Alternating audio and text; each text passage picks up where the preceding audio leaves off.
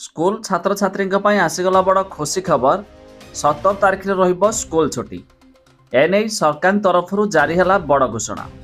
तबे कौन रही अपडेट जहाँ विषय डिटेल रे जानिबा शेष पर्यंत देखंतु। ता पूर्व वीडियो को लाइक करंतु, सब्सक्राइब करना थिले एबे सब्सक्राइब करी पाखर थिबा घंटी चिन्ह को दबाई दिंतु। देखंतु सुभद्रा पाई मंगलवार स्कूल कॉलेज छुट्टी बंद रहिबो एही कार्यालय। आसंता 17 तारिख रे ओडिशार आरंभ हेबो महिला विकासमुखी योजना सुभद्रा योजना। ते प्रधानमंत्री नरेंद्र मोदी ओडिशा गस्त करी एही योजनार शुभारंभ करिवे। तबे एही परिप्रेक्षी रे एथिपाई भुवनेश्वर रे विपुल जनसंग्राम हेबो।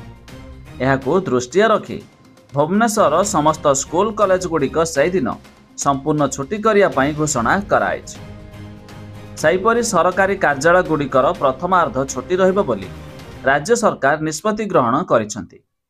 आज एने राजस्व और विपर्यय परिचालना विभाग पक्षर विधिवत विज्ञप्ति जारी हेबा सह मुख्यमंत्री कार्यालय पक्षर सूचना दियाଯାଇଛି।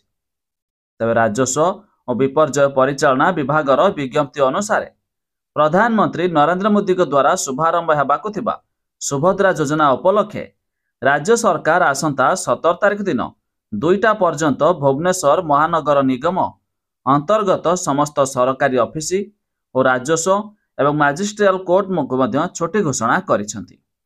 तबे 17 तारिख रे प्रधानमंत्री आवास योजनार प्रथम किस्तिर टंका प्रधानमंत्री नरेंद्र मोदी भी पठाइबे। यह छड़ा सुभद्रा योजनार 5000 टंका बाबदर प्रथम किस्ती भी 17 तारिख दिन पठाइबे। तबे एथिपाई भुवनेश्वर समस्त स्कूल कॉलेज छुट्टी रहिबो 17 तारिख रे।